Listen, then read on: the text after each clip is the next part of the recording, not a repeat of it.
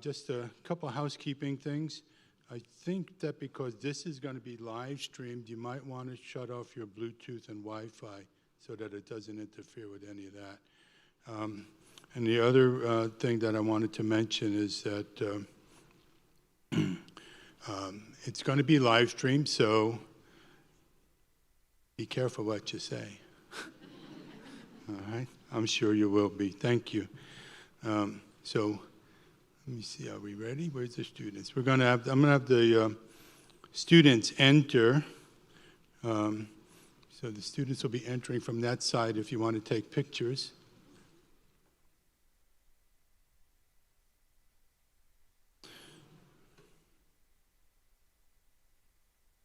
I think they are.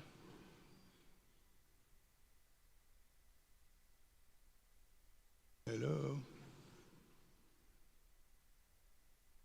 This is like their final test because we're doing this in alphabetical order. So we'll see if they remember. You guys can come down. Just be careful when you're walking down the steps.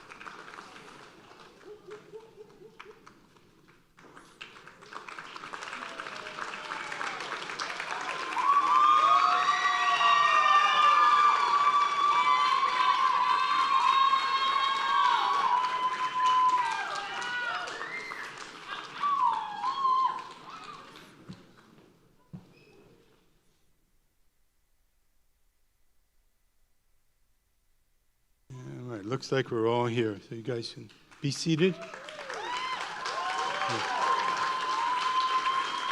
See how well trained they are? All right, so I'd also like to welcome everybody to the County College of Morris. I don't know if this is the first time you've been here, but it's probably one of the most attractive community college campuses in the state. And then the next thing I would like to do is ask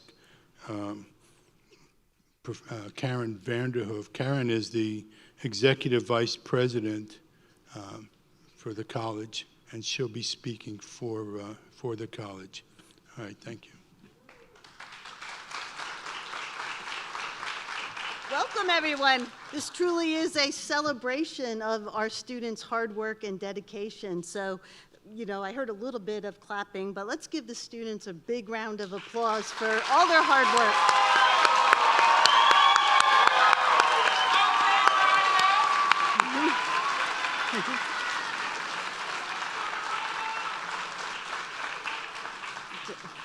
Graduates, we also know that you didn't get here by yourself, so I'm sure in the audience are friends, families, faculty and staff who helped you get to this point. So if you would give them a round of applause for all the support they gave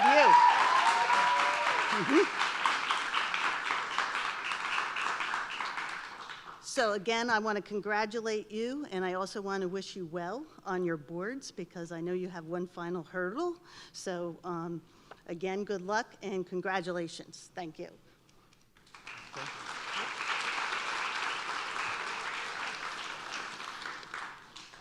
All right, we're going a little bit ahead of schedule here. All right, so didn't want those up there yet, but that's okay. So the other thing, next thing I would like to do is recognize that we have some honored guests here. So one of our Board of Trustees members is here.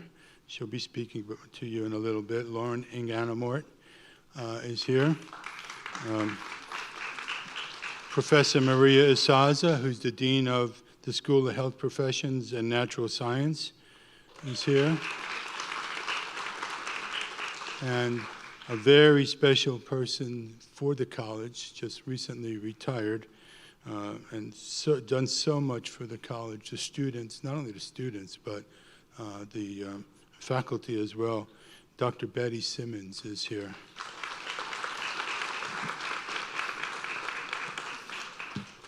All right, let me introduce Lauren Inganamort. She's one of the trustee members that are here.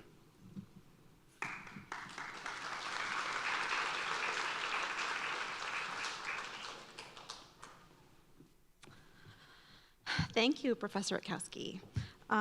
It is my great pleasure to welcome you all to the 2022 Respiratory Therapy graduations here at CCM. On behalf of the Board of Trustees, I extend my warmest congratulations to all of those receiving degrees today.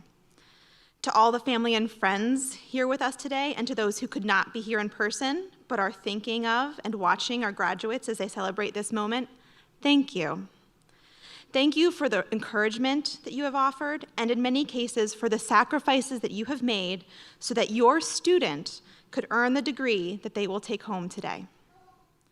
To our incredible faculty, I would like to express the college's tremendous gratitude to you for your flexibility, resilience, and resolve in providing our students with the best education during a time of great upheaval.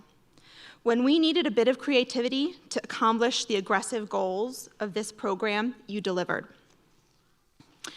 And finally, to our 28 graduates, we are here today to participate in the praise and wonder of your achievements.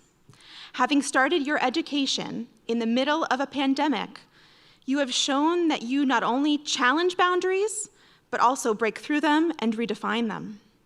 These characteristics, which are not easily taught in the classroom, will be just as important as those things that you did learn in our classrooms as you embark on your careers. That's why today's commencement is more than a celebration of what you have accomplished. It is a celebration of all that you will accomplish for people in need, for our community's health, for top-rated healthcare systems, and even for yourself and your proud families. There has never been a more important time in recent history to commit oneself to respiratory health. It is our privilege to congratulate you on your decision and your incredible accomplishment. Congratulations.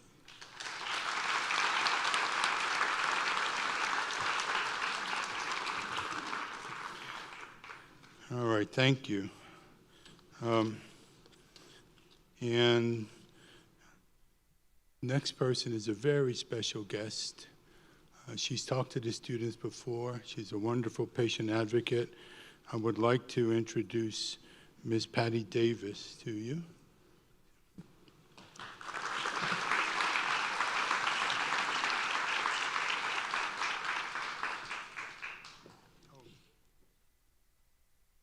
Thank you very much. Patty Downs. Patty Downs.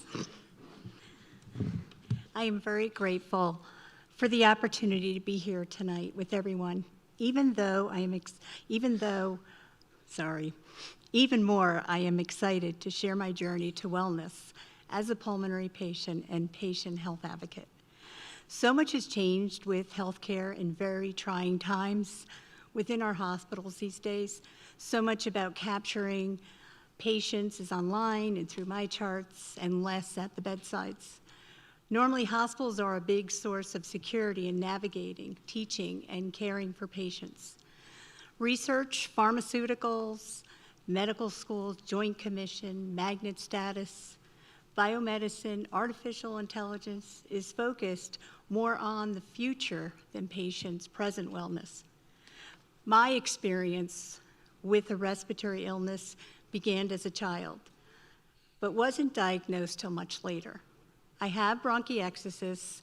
It is a chronic condition where walls of bronchi are thickened from inflammation and multiple intense infections that have and continue to require hospitalizations.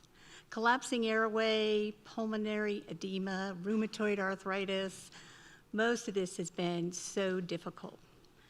As you can imagine, a list that long can be so overwhelming and discouraging at the same time as a patient. As the condition progressed with new infectious exacerbations, I needed assistance, BiPAP, ventilation, all these things, anything with exertion, and was greatly benefited by the ability to keep my airways open and clean. So healthy lung hygiene is so crucial and is so crucial for me. And I think one of the things about what makes this difficult sometimes is because we're not getting the opportunity to have that. So it gets a little complicated. I use the vest as an airway clearance device to percuss my lungs for healthy lung hygiene, which is so crucial. How do we help patients with acute respiratory diseases requiring healthy lung hygiene? How do we fund pulmonary diseases like we do heart and cancer with the same access to care? As hard as this has been, in my weakness, God gives me the strength and wisdom so I grow. He uses us in this process to touch the lives of many patients struggling to help them to grow. I would love to tell you I was the perfect patient, but we all struggle with challenges and need that person in our life that pushes us out of our comfort zones to grow and to breathe and be healthy. Every time I would be battling through the infections, I would feel my lungs growing so much weaker. I understood my condition, and they were very chronic, but I wasn't ready to feel so defeated. I am presently a patient at one of the best hospitals with the best care I've ever thought possible. I quickly realized this was a privilege, and it was amazing to have an amazing pulmonologist and staff that stops at nothing in caring. We spend so much time finding the perfect institution that provides everything, but we need to also be prepared to do the work with the medical teams for the best outcomes for us. With patient satisfaction scores, it can be difficult in trying to find your wellness. I quickly realized that I had to be my best advocate and not content to have limits placed on me because of challenges. This was my start of research into different methods of airway clearance devices. Through research, I began to realize limitations and lack of access to airway clearance devices. I started with the vest, and it was amazing. There's never anything that would prepare me for stressful and ongoing drowning episodes. One of the hardest things for pulmonary patients. So having quick access to devices, to medical tools, is what saves patients' lives. During my hospital stays, it has been my respiratory therapist who helped to keep me going. They spend a lot of time with me creating treatment protocols and therapies to clear my lungs. I am most dependent on their expertises, and they listen, empower, and are all very encouraging. My life when ventilated and following intense doctors' regimens is usually a balancing act to keep me the clearest in my entire life and wellness in the hands of respiratory therapists. I have grown to trust them, and together we make the best team. I live life healthy and well. I have these opportunities to do that. In closing, it is most fitting a patient congratulates an amazing class of respiratory therapists. I have had the honor and privilege to share with this entire class and have been very impressed. The professors were so amazing in teaching, instructing, caring, and mentoring them as students.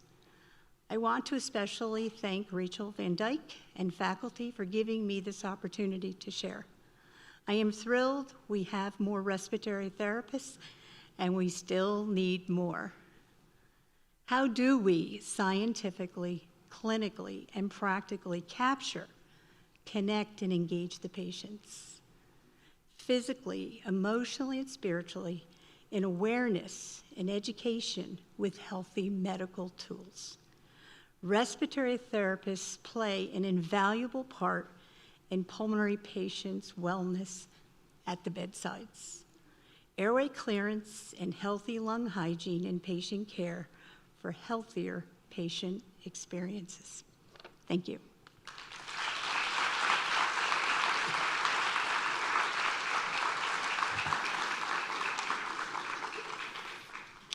Okay, thank you, Patty. I just want to make one little note about the profession over the years. I graduated quite some time ago, and I earned pretty much the same degree that these young graduates are going to be earning, the associate science degree. The difference is that the things we do today, that they're expected to do today, didn't even exist when I was a student. So while my generation has helped to move things forward, these graduates that you see before you today are going to move things even further. And that cycle of development and discovery is moving faster than ever, especially when you consider what was happening during the pandemic. There were things that we learned about what we do every day that changed drastically during the pandemic, and it's going to keep happening. So one of my favorite authors, Steve Adubato, I'll paraphrase one of the things that he always says: change is constant. There's nothing you can do about it. Growth, on the other hand, requires a conscious decision. So I believe that these students are well prepared to take that task on and move the profession even further than we've moved it. And they're going to be doing things that they haven't even heard of in a few years. So we keep making progress. So the next part of the program is I want to introduce the students who've achieved academic honors. So I'm going to advance this for the first time intentionally. So Phi Theta Kappa is a national two-year college honor society which recognizes and encourages scholarship among community college students. It's the premier honor society recognizing the academic achievement of students at the associate degree level in the various colleges that grant those degrees. The chapter here at CCM is called Alpha Kappa Kappa, and it's one of over 1,300 chapters in 10 countries. Phi Theta Kappa inductees, I'll introduce them one at a time, but I'm going to ask them to stand and remain standing until all the names are called. Alexander Barato.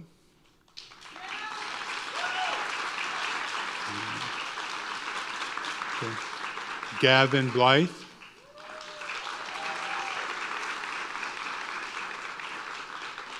Caitlin Jackson.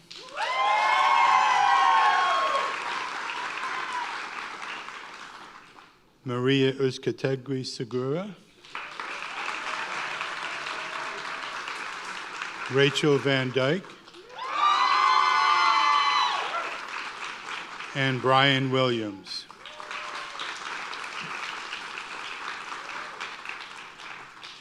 You guys can sit. See? Oh, see how well trained? Good job. So the other honor society that we have for the respiratory therapy profession is called Lambda Beta. Lambda Beta is just, all we do is think about respiratory care. It's formed in 1986, as the note up there shows, and they try to honor scholarship, achievement, service, and character of students, graduates, and faculty members of the profession. The name of the society is based on the goals of respiratory care profession, sustaining life and breath for all mankind. Lambda is the Greek letter for L, so we're going to use that to stand for life, and beta is the Greek letter for B, so that stands for breath. So that's how we get Lambda Beta, life and breath. There are over 100 chapters established in respiratory care programs across the United States. Our Lambda Beta inductees for this class, you please stand and remain standing until I call all their names. So Uzma Abdul Jabbar, Alexander Barato, Gavin Blythe, Maya Dover, Caitlin Jackson, Linda Lopez, Maria Uzcategui Segura, and Brian Williams. Just so you understand, all of these students have earned a GPA of above 3.5. Most of them well above that. And,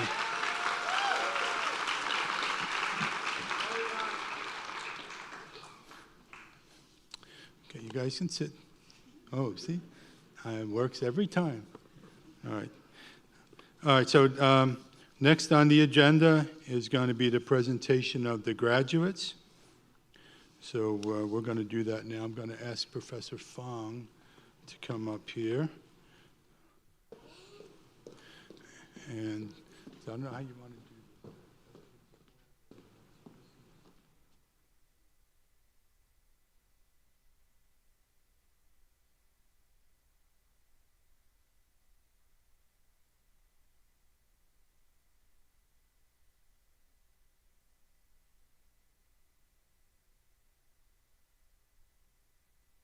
All right, so we're going to present the class of 2022.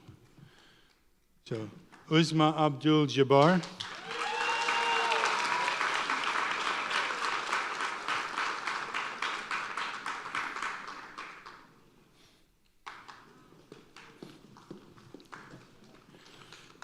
Jason Agudelo.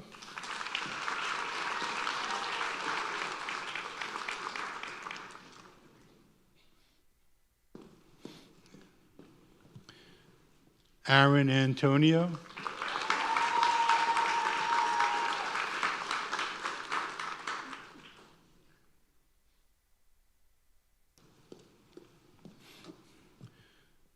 Alexander Barato.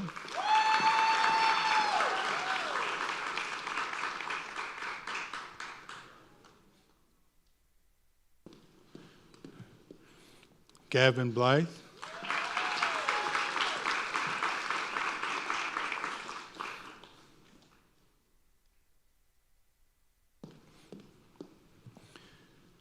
Marcus Boguszewski.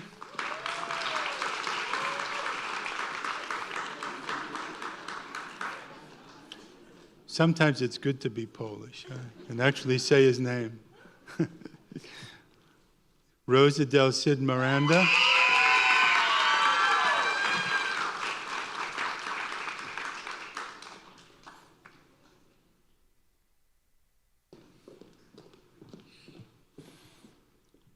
Maya Dover. Oh, sorry, you guys. That's all right, come on.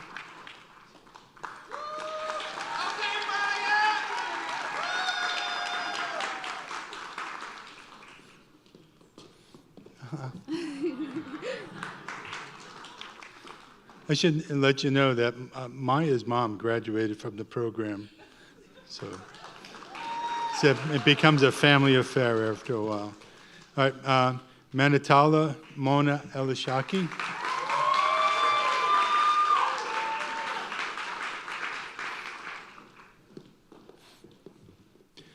Rania Samir Elishaki.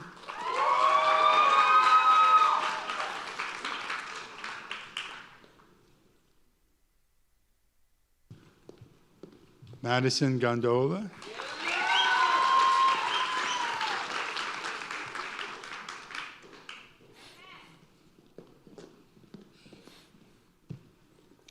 Sarah Hayton.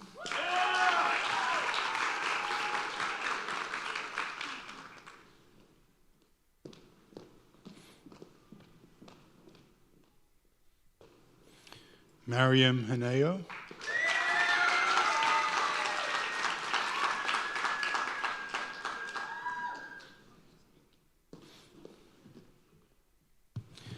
Caitlin Jackson.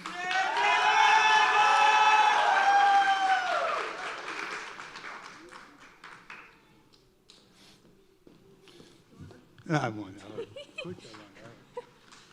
Thank you. All right. Stephen Jimenez.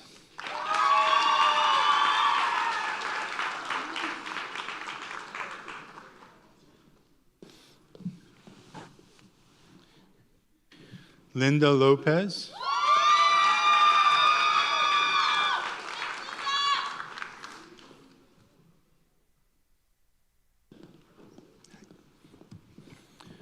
Marlene Manani Condor.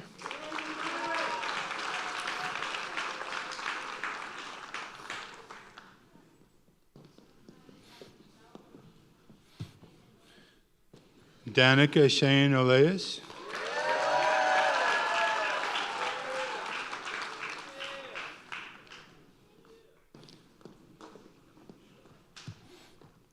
Diana Orifice.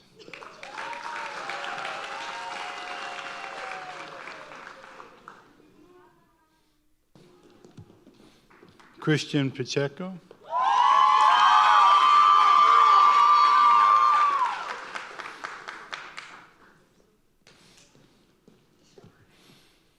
Charles Pettit Home.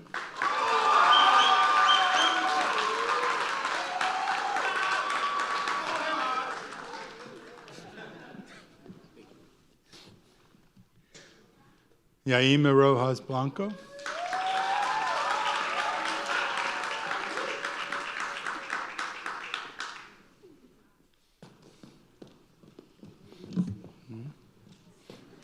Kimberly Senado.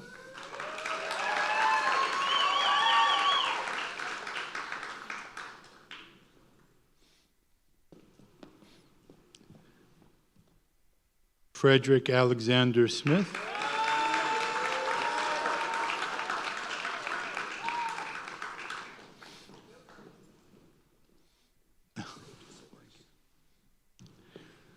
Maria Uzcategui Segura.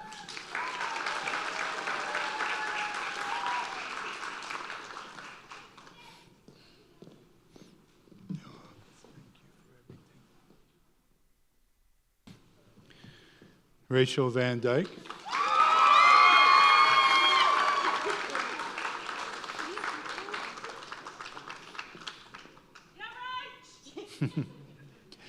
Brian Williams.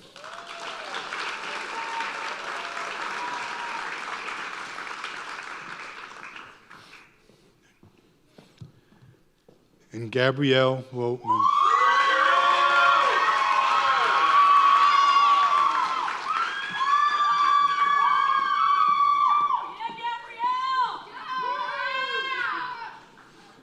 They get awful excited out there. All right, so that's the entire class. So give them congratulations.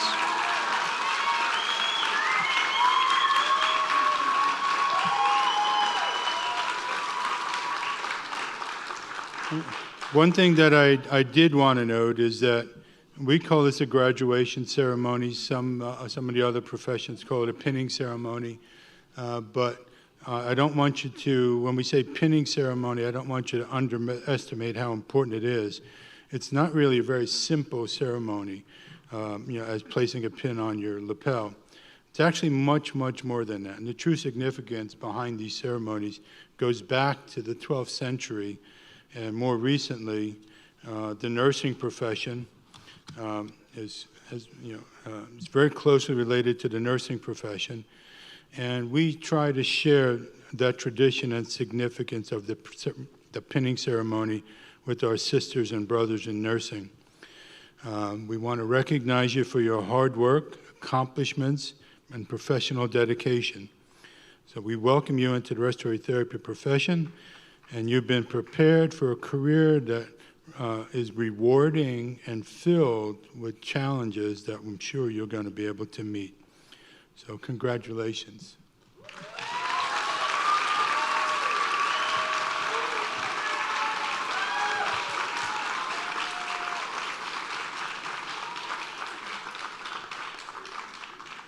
All right, so next, in order to present the graduation remarks on behalf of the students, I'm going to ask Rachel Van Dyke to come to the podium.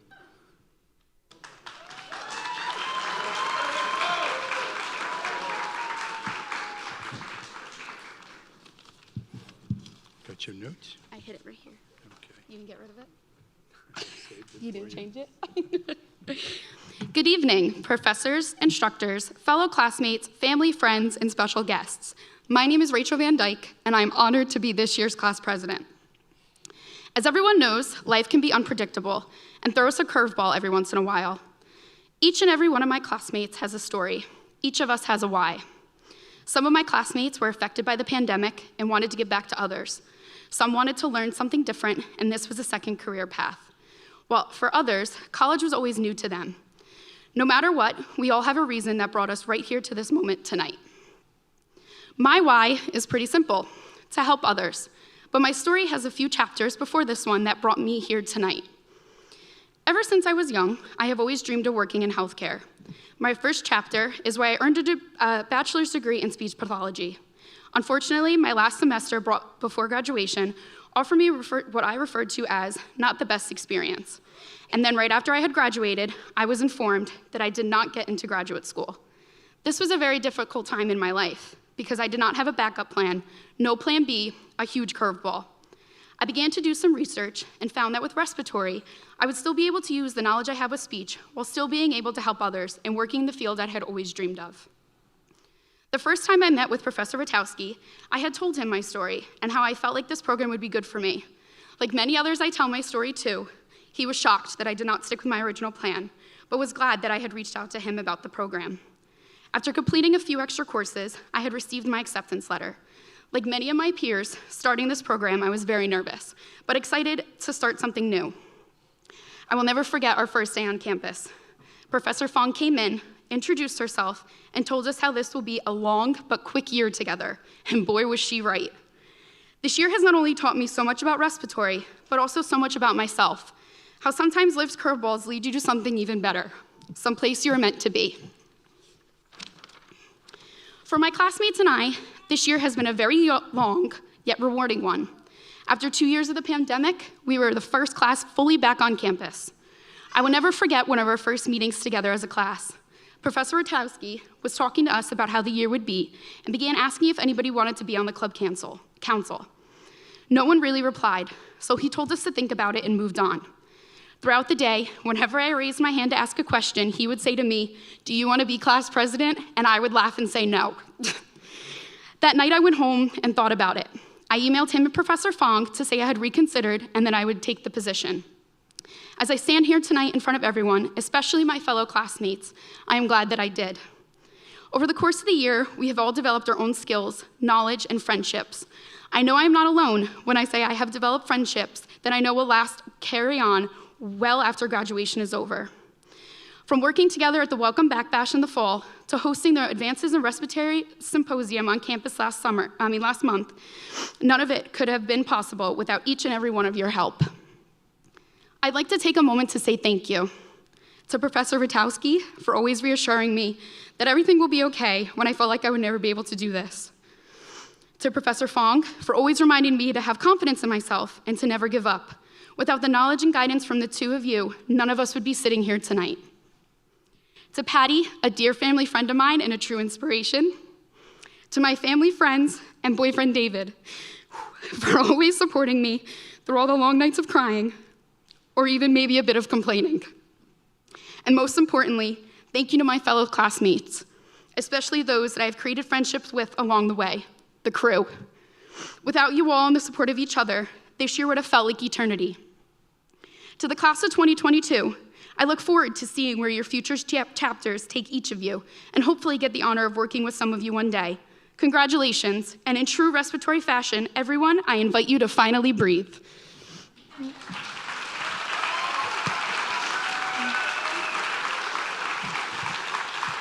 I would like to actually call Professor Fong up, and Professor Witowski, stay right there. Caitlin, I need your help.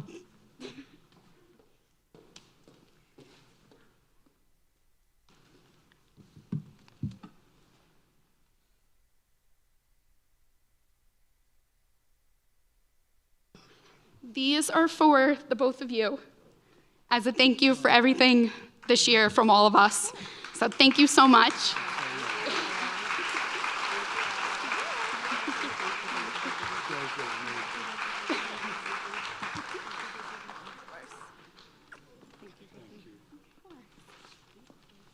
don't go away. Okay. Oh.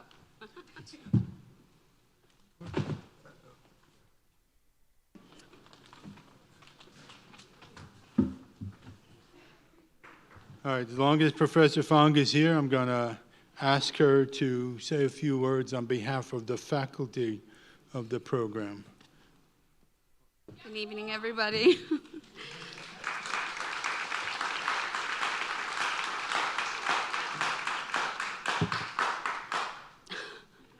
This class is wonderful. I promise I'll keep it short. Again, I'm Grace Fong. I'm the Director of Clinical Education for the Respiratory Therapy Program, and I'm honored to be one of their professors. Each and every one of these students have worked so hard to get here tonight. So as Maya Angelou once said, if you find it in your heart to care for someone else, you have succeeded. These students before you, each and every one of them, have chosen the path of caring for others. During the most important time preparing to fight the ongoing global pandemic, the students had the opportunity to hone in the skills they've learned in class, in lab, at some of the finest hospital systems in the state. For example, Robert Wood Johnson system, Atlantic Health Care System. They were also able to return to a pediatric long-term care facility, Phoenix Rehabilitation Center, as well as St. Clair's Health Care System. During their rotations in those hospitals, they were under the supervision of their clinical instructors, some who are here today, learning and becoming well-versed in patient care. Without their consistent support and bountiful guidance, these students would not be the clinicians they are today. These clinical instructors have not only supported the program so much, but they have done so much for each and every one of these students here tonight. So on behalf of the students, myself and John, again, I'd like to extend our thanks to you for your dedication to our profession, your service to the future leaders of healthcare, and to the family and friends of the students here tonight. I'd like to thank you for your support and also making the sacrifices that allowed this evening to come to fruition. I'd like to say congratulations to each and every one of you. It's been a pleasure of being one of your clinical instructors, your professors, your friend, and soon to be your colleague. This is just the beginning. Every day is a learning opportunity. You are the advocate for those patients, and congratulations to you again.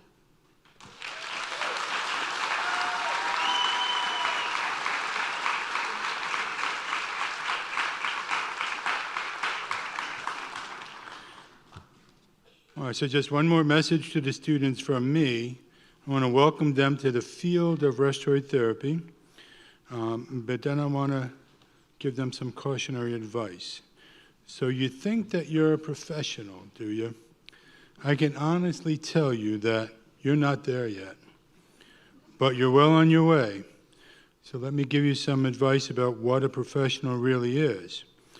It's about attitudes, not just competency. It's about treating people as professionals and being tolerant of nothing else.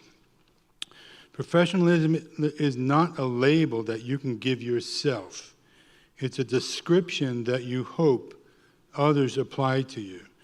So someone, someday, you may never know who, you may never know that it happened, may observe your performance and your actions and cause the word professional to be added to the perception of you.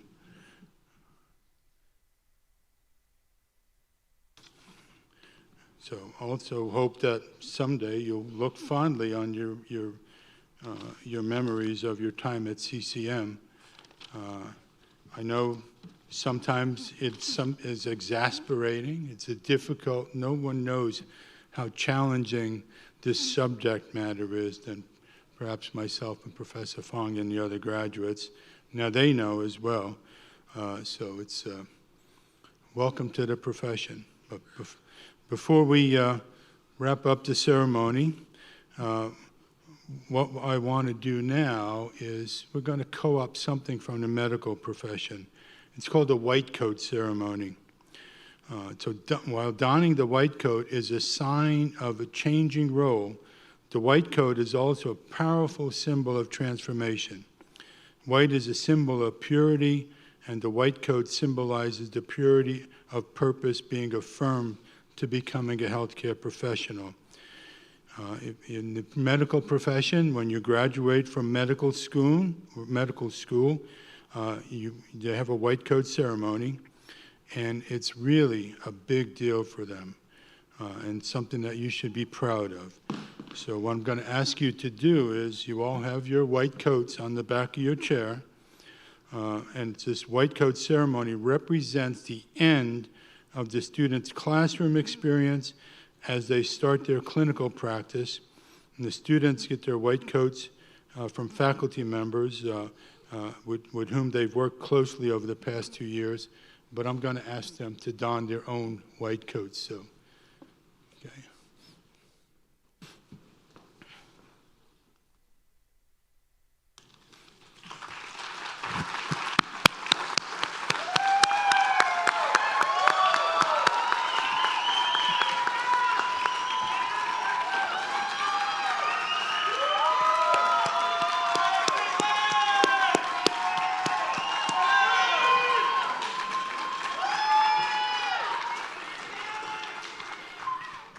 Almost done. I just have a few thank yous that I have to acknowledge some people, some very important people to the program. We have a number of administrative assistants that we can't really operate the program without. So I want to recognize, even though they're not here, but Alexandra Fulton, Donna Garrity, William Satmaria, Donna Iancito, and Nicole Williams. They do most of the hard work to help us, do the education part.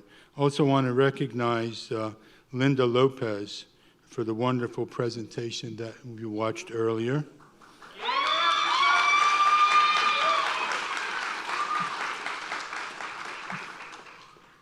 Rachel Van Dyke for her wonderful presentation.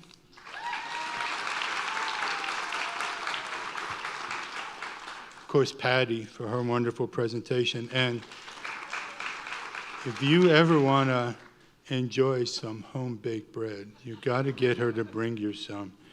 She talked to the students for a while, and she brought with her this wonderful cheese bread. She won't give anybody the recipe, though. So thank her. And, of course, my wife, Joanne, who prepared the pins for presentation today, and helped with snacks and such before. Couldn't do anything without her. So she really does a lot for the students. Most of the students have met her in various places. Also want to thank Joe Shilp and his great team at the Media Center.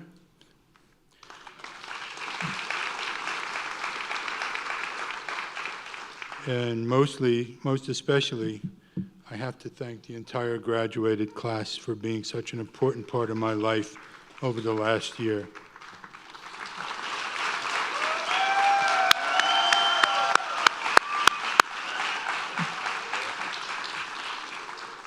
Okay, you can, I want the students to leave first, so please allow them to do that, and then the rest of us can leave after them. So we're going to exit stage right, okay?